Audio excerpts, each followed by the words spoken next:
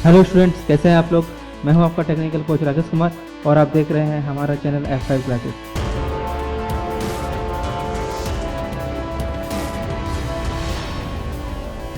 जिसमें हम आपको देंगे इन्फॉर्मेशन टेक्नोलॉजी की जानकारी अच्छी लगे तो वीडियो को शेयर और चैनल को सब्सक्राइब जरूर करें। तो कंटिन्यू करते हैं हमारे पाइथन प्रोग्रामिंग के ट्यूटोरियल सीरीज को। पिछले वीडियो में हमने सीखा था कि पाइथन में कितने टाइप्स के वेरिएबल होते हैं और ये वैल्यू को किस तरह से स्टोर करता है। अगर आप में से कोई हमारे लास्ट वीडियो को नहीं देखे हैं तो उसे देखने के लिए आप हमारे चैनल के प्लेलिस्ट में जाएं और प्लेलिस्ट को प्ले करें। आज की वीडियो में हम लोग वेरिएबल को इनिशियलाइज करना सीखेंगे। वेरिएबल को इनिशियलाइज करने का मतलब होता है कि वेरिएबल में वैल्यू को स्टोर करना। हालांकि वैल्यू को स्टोर करने का प्रोसेस हम लोगों ने पहले भी देख लिया था, पर आज हम लोग वैल्यू को स्टोर करने का कुछ दूसरे तरीके को भी समझेंगे और साथ ही वेरिएबल को नेमिंग करने का प्रोसेस को भी समझेंगे। क्योंकि बहुत टाइम ऐसा होता है कि हम लोग वेरिएबल को क्रिएट करते हैं लेकिन उसमें एरर आ जाता है। तो हम लोग देखेंगे कि किस तरह से वेरिएबल को क्रिएट करना अच्छा रहता है, सही रहता है, और किस तरह से वेरिएबल का नेमिंग हम लोग को नहीं करना चाहिए। इस पार्ट को भी हम लोग को समझना होगा। तो let's take a tour of RT world. Variable को डिफाइन करने का थ्योरी को समझने के लिए मैंने यहाँ पर एक वेबसाइट को ओपन करके रखा है जिसमें बताया गया है पाइथन वेरिएबल नेम रूल्स। तो इसमें सबसे पहले बताया गया है must begin with a letter. मतलब वेरिएबल का जो नाम है वो ऑलवेज किसी लेटर मतलब ए से जेड से ही स्टार्ट होना चाहिए, या फिर आप स्टार्टिंग में अंडरस्कोर भी लगा सकते हैं। और जब ये स्टार्ट हो जाए एक बार अल्फ़ाबेट के साथ या अंडरस्कोर के साथ, तो उसके बाद आप वेरिएबल का किसी प्लेस पर नंबर भी पुट कर सकते हैं, इससे कोई प्रॉब्लम नहीं होगा। लेकिन स्टार्टिंग में नंबर बिल्कुल नहीं होना चाहिए। अगर नंबर को आप स्टार्टिंग में रखेंगे तो एरर आएगा। Other character can be letters, numbers और अंडरस्कोर। मतलब एक वेरिएबल का नेम में हम लोग तीन चीज़ें ही सेट कर सकते हैं। अल्फ़ाबेट्स जो कि ए से जेड है और वो स्मॉल और कैपिटल दोनों में हो सकता है। डिजिट्स मतलब 0 से 9, या फिर अंडरस्कोर। बस एक बात का ख्याल रखना है कि हम लोग को डिजिट को स्टार्टिंग में नहीं देना है। केस सेंसिटिव, इसका मतलब है कि अगर आप वेरिएबल को कहीं पर कैपिटल ए लिख कर डिफाइन किए हैं तो नेक्स्ट टाइम जब आप उसको सेम वेरिएबल को यूज करेंगे तो आपको कैपिटल ए ही लिखना होगा। अगर आप स्मॉल ए लिख कर उसको बाद में यूज करेंगे तो उससे या तो एरर आएगा या फिर किसी तरह का प्रॉब्लम आएगा। Can be any reasonable length, इसका मतलब होता है कि हम वेरिएबल को जितना लंबा चाहे बना सकते हैं, लेकिन बहुत ज़्यादा लंबा वेरिएबल को बनाना ये सही नहीं रहेगा। अदरवाइज ऐसा होगा कि आप प्रोग्राम बनाने से ज़्यादा वेरिएबल का नाम लिखने में ही टाइम लग जाएगा। तो बहुत ज़्यादा लंबा रखने की ज़रूरत नहीं है।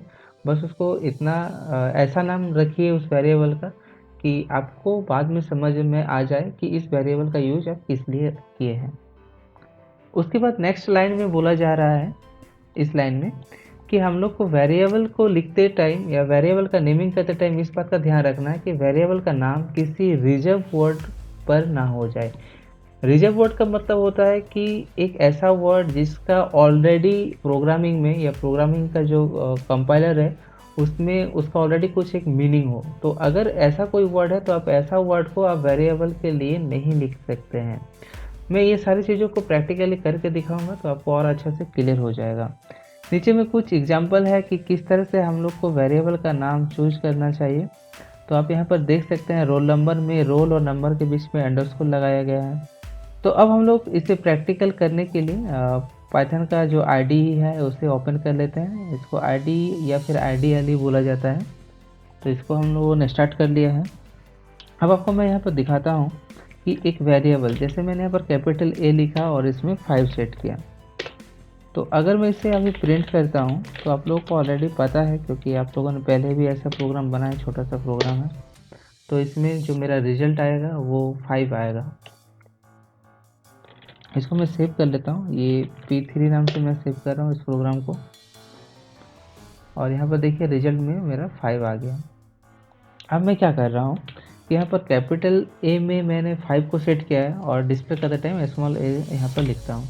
तो आप यहाँ पर देखेंगे कि यहाँ पर एक एरर मैसेज आएगा। ठीक है, name error, name A is not defined. ठीक है, समझ में आ गया। मतलब अगर हम लोग कैपिटल में लिखे हैं तो कैपिटल यूज करना है और स्मॉल में लिखे हैं तो स्मॉल ही यूज करना है। एक काम और करके देखते हैं, यहाँ पर स्मॉल में 9 सेट करके देखते हैं तो अब क्या होगा। तो अब ये होगा कि जब हम लोग कैपिटल ए को प्रिंट करेंगे तो मेरा रिजल्ट 5 आएगा, और अगर स्मॉल ए को प्रिंट करेंगे तो मेरा रिजल्ट 9 आएगा। चलिए इसको करके देखते हैं। ये आएगा 5 और फिर ये आ गया 9। ठीक है, ये पार्ट समझ में आ गया कि केस सेंसिटिव क्या होता है। इसी चीज़ को हम लोग केस सेंसिटिव बोलते हैं। नेक्स्ट कुछ रूल्स था कि हम लोग को स्टार्टिंग में डिजिट नहीं डालना। जैसे अगर हम लोग 2a डालते हैं और यहाँ पर 2a को ही डिस्प्ले करते हैं तो भी यहाँ पर एरर आएगा। ठीक है, इनवैलिड सिंटेक्स एरर आ गया। समझ में आ गया आपको। अब नेक्स्ट हम लोग क्या करते हैं, A2 करते हैं, सॉरी A2। अब इसको देखते हैं तो अभी हम लोग देखेंगे कि इसमें कोई प्रॉब्लम नहीं है, तो हम लोग नंबर को बाद में सेट कर सकते हैं। नेक्स्ट अगर हम लोग स्टार्टिंग में अंडरस्कोर लगाते हैं तो भी हम लोग देखेंगे कोई प्रॉब्लम नहीं है, ये भी ओके है। ठीक है, समझ में आ रहा है। तो इस तरह से हम लोग को वेरिएबल का नेमिंग करते टाइम ध्यान रखना चाहिए। हम लोग जैसे a और 2 के बीच में अंडरस्कोर लगा सकते हैं, इससे भी प्रॉब्लम नहीं होगा, ये भी परफेक्ट है। लेकिन अगर हम लोग a और 2 के बीच में स्पेस लगा देंगे तो फिर यहाँ पर एक प्रॉब्लम आएगा, और इससे ये होगा कि हम लोग का प्रोग्राम रन नहीं करेगा।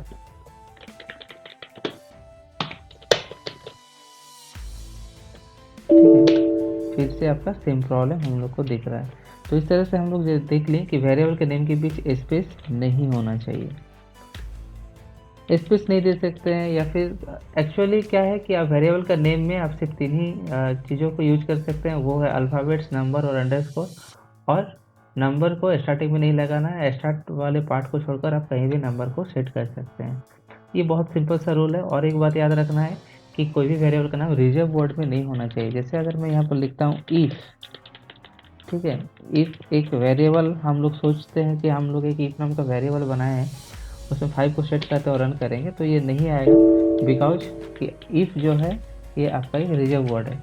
जबकि इफ़ को अगर हम लोग कैपिटल में लिखेंगे तो कोई प्रॉब्लम नहीं आएगा, बिकॉज स्मॉल में जब हम लोग इफ़ को लिख रहे हैं तो उस इफ़ का एक मीनिंग है पाइथन के कंपाइलर के लिए। लेकिन जब हम लोग उसको कैपिटल में लिख रहे हैं तो उस कैपिटल इफ़ का पाइथन के कंपाइलर के लिए कोई मीनिंग नहीं है, इसलिए हम लोग कैपिटल में इफ लिख कर उसको एज ए वेरिएबल यूज कर सकते हैं। तो ये होता है हम लोग का रिजर्व वर्ड, जिसको कीवर्ड के नाम से भी जाना जाता है। तो ये था हम लोग को वेरिएबल को डिफाइन करने का प्रोसेस। अभी हम लोग समझेंगे कि वेरिएबल को और किस किस तरह से इनिशियलाइज किया जाता है। तो वेरिएबल को इनिशियलाइज करने का 2 प्रोसेस है, एक होता है फिक्स्ड प्रोसेस और एक होता है डायनामिक प्रोसेस। तो फिक्स्ड मतलब क्या होता है, जैसे अभी हम लोग a में 5 सेट कर दिए तो ये हो गया फिक्स्ड प्रोसेस। फिर से एक और वेरिएबल में लेते हैं, जैसे b में अभी 9 सेट किए तो ये भी फिक्स्ड प्रोसेस है ऑब्वियसली। लेकिन अगर हम लोग c को a+b करेंगे, कैपिटल में ही होना चाहिए बिकॉज हम लोग का जो वेरिएबल है ये भी वो कैपिटल है। तो इस प्रोसेस को हम लोग बोलेंगे कि अभी सी में जो इनिशियलाइजेशन हो रहा है इसको हम लोग डायनामिक इनिशियलाइजेशन बोलेंगे। सी का जो वैल्यू है वो ए और बी के ऊपर डिपेंडेबल है, तो ए का वैल्यू जैसा होगा उसके अकॉर्डिंग सी का वैल्यू चेंज होगा, इसलिए इसको हम लोग डायनामिक इनिशियलाइजेशन बोलते हैं। एक और प्रोसेस है वेरिएबल को इनिशियलाइज करने का, हालांकि वो फिक्स मेथड से भी हो सकता है और डायनामिक मेथड से भी हो सकता है। ठीक है, वो एक अलग स्ट्रक्चर है, आप उसको थोड़ा सा देख के समझिए। जैसे मैंने अभी 2 अलग अलग लाइन में ए और बी को इनिशियलाइज किया है। ठीक है, हम इस चीज़ को एक लाइन में भी लिख सकते हैं, और इसे लिखने के लिए हम लोग को कुछ इस तरह से लिखना होगा, a, b इक्वल टू 5, 9।